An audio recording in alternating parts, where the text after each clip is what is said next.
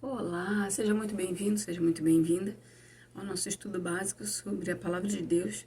Você que está começando a caminhar ou não tem interesse nenhum em ir para a igreja, mas queria começar a entender um pouquinho sobre a Palavra de Deus. É você que está começando a entender a Palavra de Deus, para você que quer melhorar nas oportunidades, enfim, seja lá qual for o seu intuito, estamos aqui para aprender um pouquinho da Palavra de Deus.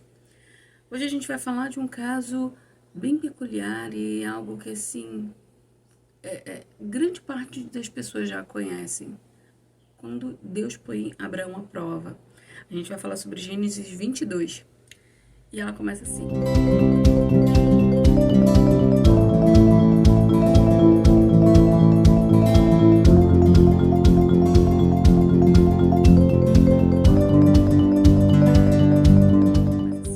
Algum tempo depois, Deus pôs Abraão à prova.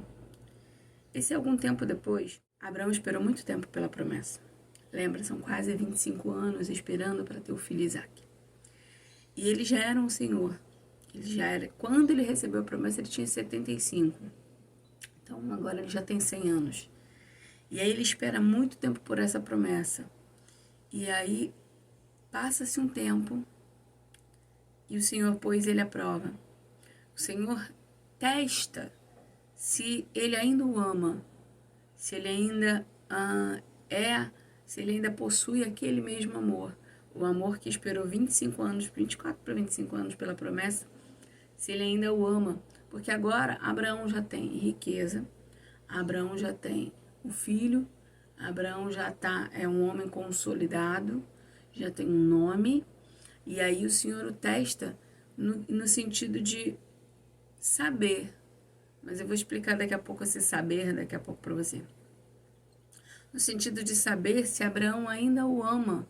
Porque assim, enquanto ele não tinha o filho, era como se fosse assim, tá? Abraão me obedece porque ele está querendo a promessa. Entendeu? Aqui não, aqui Deus o prova para poder, o testa, para poder provar a ele, nesse primeiro momento, né? Que Abraão ainda o ama.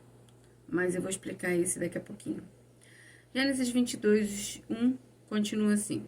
Algum tempo depois, Deus pôs Abraão à prova. Deus o chamou pelo nome e ele respondeu, estou aqui. Então Deus disse, pegue agora Isaque, o seu filho, o seu único filho, a quem você tanto ama, e vá até a terra de Moriá. Ali na montanha que eu lhe mostrar, queime o seu filho como sacrifício. Ponto, né? Já é algo assim absurdo, espantoso. A gente parar e falar assim, Deus tá pedindo para ele matar o filho dele. Mas vamos entender um pouquinho dessa história. Ele primeiro que ele fala assim, o seu único filho. Ué, mas a gente estudou que Abraão tinha Ismael. Mas são dois casos aqui. Primeiro que Ismael não morava mais com ele. E segundo que era o filho da promessa que Deus estava falando. O filho que ele realmente tinha prometido, o filho que ele tanto tinha escolhido. É a mesma coisa do Senhor colocar para nossa vida e ele fala assim, poxa, você esperou tanto tempo para conseguir comprar essa casa.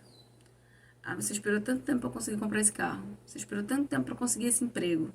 E o Senhor falou assim, agora eu tô te mandando largar. Tô te mandando pedir demissão. Tô te mandando largar esse cargo. Tô te mandando vender essa casa. E aí a gente entra em conflito. Porque a gente não quer largar algo que a gente demorou tanto tempo para construir. Entende isso? E aí, vamos lá, versículo 3. No dia seguinte, Abraão se levantou de madrugada, arreou o jumento, cortou lenha para o sacrifício e saiu para o lugar que Deus havia indicado. Ponto. Deixa eu te mostrar uma coisa aqui. No versículo 3, a primeira frase fala assim, no dia seguinte. Abraão não é o pai da fé à toa. Abraão não é o nosso exemplo de fé à toa. Você viu o que Deus pediu para ele? Você consegue se imaginar tendo que sacrificar o seu único filho? Você consegue? Eu não vou dizer nem o único. Um já seria não a resposta. Eu não digo nem nesse caso aqui.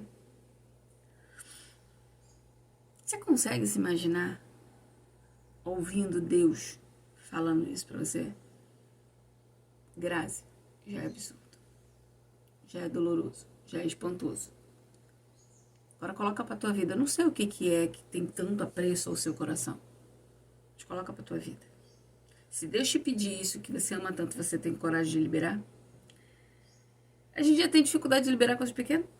Mas Abraão não. Abraão, a Bíblia deixa bem claro. No dia seguinte, menos de 24 horas, o Abraão já estava obedecendo. Absurdo, mas ele era obediente. Versículo 4. No terceiro dia, Abraão viu o lugar de longe. Caminhou, né? Terceiro dia caminhando.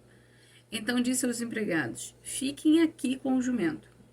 Eu e o menino vamos ali adiante para adorar a Deus. Daqui a pouco nós voltamos. Abraão mentiu? Vou te mostrar. Mas olha que interessante. Fiquem aqui. Tem coisas que as pessoas não vão conseguir caminhar com você até o local. Tem coisas que vai ser você e Deus. Vai ser você e ele. É tete a tete. Por quê? Porque nem todo mundo vai ter maturidade. Você vê que Abraão não comenta com ninguém. As coisas que Deus pede para Abraão, ficam com Abraão. Ele não comenta, ele não fala. Por que ele não fala? Porque as pessoas não vão ter maturidade.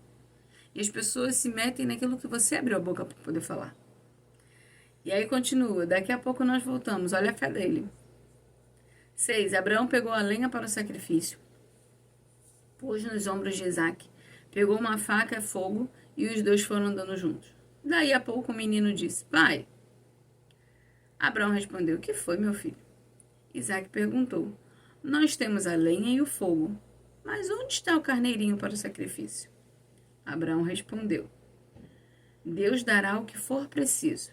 Ele vai arranjar um carneirinho para o sacrifício, meu filho. E continuaram a caminhar juntos. Deixa eu te falar um detalhe aqui. Isaac aqui não era um bebê, não era uma criança, tá? Ele não tinha chegado à idade adulta. Ele não tinha 18, mas ele estava próximo dos 18, tá?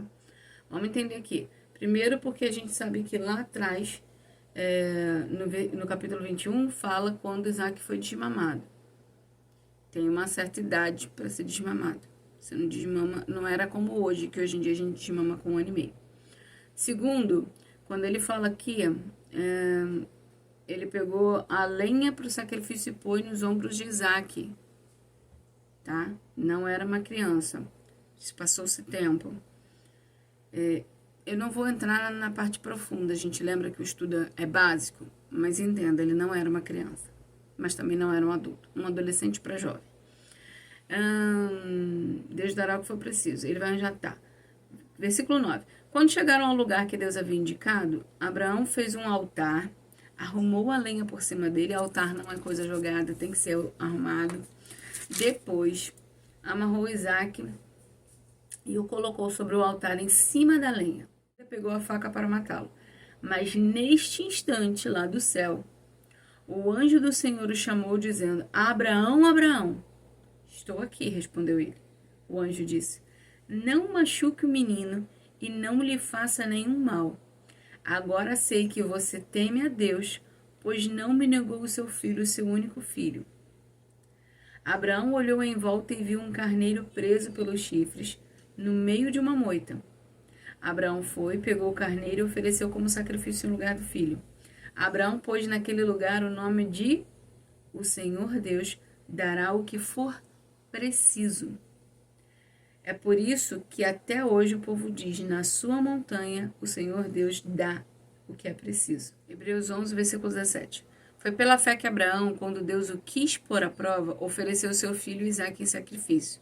Deus tinha prometido muitos descendentes a Abraão, mas mesmo assim ele estava pronto para oferecer o seu único filho em sacrifício. Deus lhe tinha dito: por meio de Isaque é que você terá descendente. Abraão reconhecia que Deus era capaz de ressuscitar Isaque, e por assim dizer, Abraão tornou a receber da morte o seu filho Isaque. Consegue entender? Então não foi à toa. Ele confiou na palavra de Deus. Ele confiou. Lembra que Abraão era dito como pai da fé? Ele confiou que Deus iria fazer. Como? Não sei. De que forma? Também não sei. Se Deus está mandando matar, se Deus está mandando entregar, se Deus está mandando largar, se Deus está falando entrega que eu vou fazer, Abraão foi o pai da fé porque ele confiava. E ele confiava sem ter tido antes. Tipo, hoje eu tenho Bíblia. Hoje eu conheço a história dele. Mas na época de Abraão não existia. Então ele tinha que confiar que Deus faria independente. Porque ele era o primeiro. Lembra do que eu falei? Se você não tem um exemplo, seja você o exemplo. Ah, mas na minha família não tem. Seja você o exemplo. Porque Abraão tinha que confiar. Confiar que Deus, se Deus falou que vai ser através de Isaac, Isaac vai estar morto. Deus não é homem para que minta, nem filho do homem para que se arrependa. Falaria e não cumpriria?